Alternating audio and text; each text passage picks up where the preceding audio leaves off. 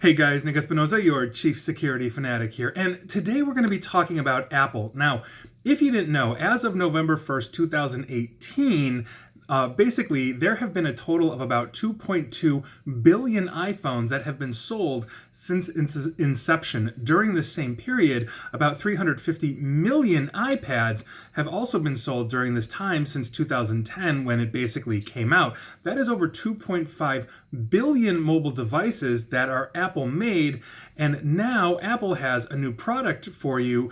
They want to be your wireless carrier. So wherever you are on the planet, forget your local telecom carriers. I don't care if it's Vodafone or Verizon. They want to bypass that and become your carrier. Now, here's what's going on, and I've got some notes on this. I think it's a very interesting move on Apple's part. Now, according to a report from Bloomberg, Apple has a quote-unquote secret team of engineers specializing in aerospace, satellites, and antenna design working on this project.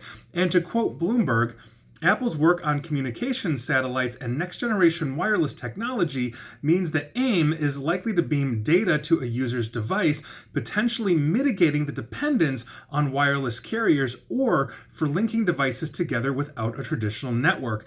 Apple could also be exploring satellites for more precise location tracking for its devices, enabling improved maps and new features. Now, Apple hopes to deploy this satellite communication system in the next 5 years, which obviously would compete with SpaceX and others. Now, Apple becoming its own internet service provider isn't really that far out of an idea.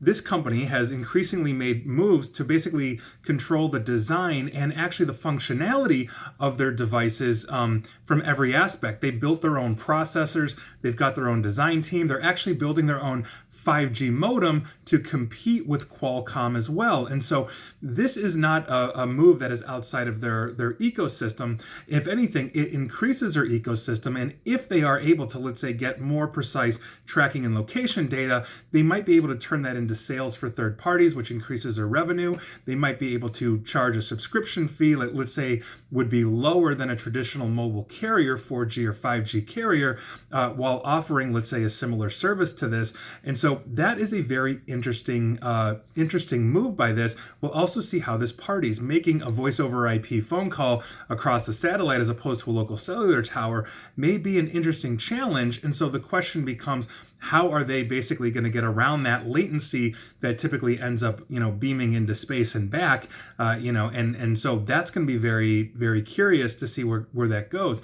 But I think this actually continues to close this ecosystem. And from a cybersecurity standpoint, we already know that Apple's operating system has some deficiencies in the sense that we are solely beholden to Apple's defensive strategy. They're sandboxing in their app store and all of that. You cannot install a traditional antivirus or other defensive measures like firewalls from their app store into their devices. Apple controls all of that.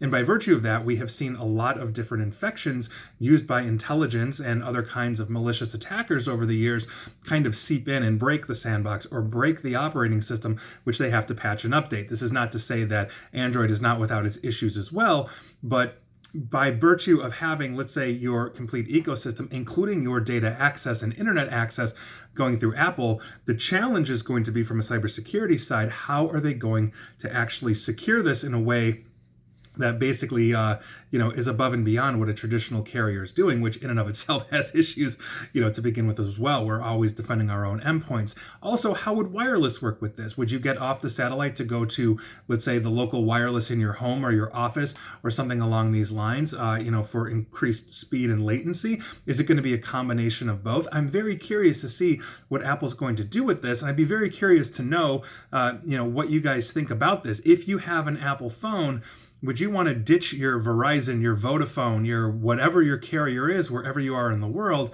and switch over to AppleNet or Apple Internet or whatever they're going to call it, and basically use them as your sole provider? And if so, why? I'd like to know and understand that logic of yours, because quite frankly, having everything in one ecosystem may not necessarily be the best thing, or it might be awesome. You tell me. And that is your news of the day. And please like, share, follow me here on Facebook and Twitter at NickAESP. And please feel free to subscribe to me here on YouTube as well. And as always, stay safe and stay online. Thanks, guys.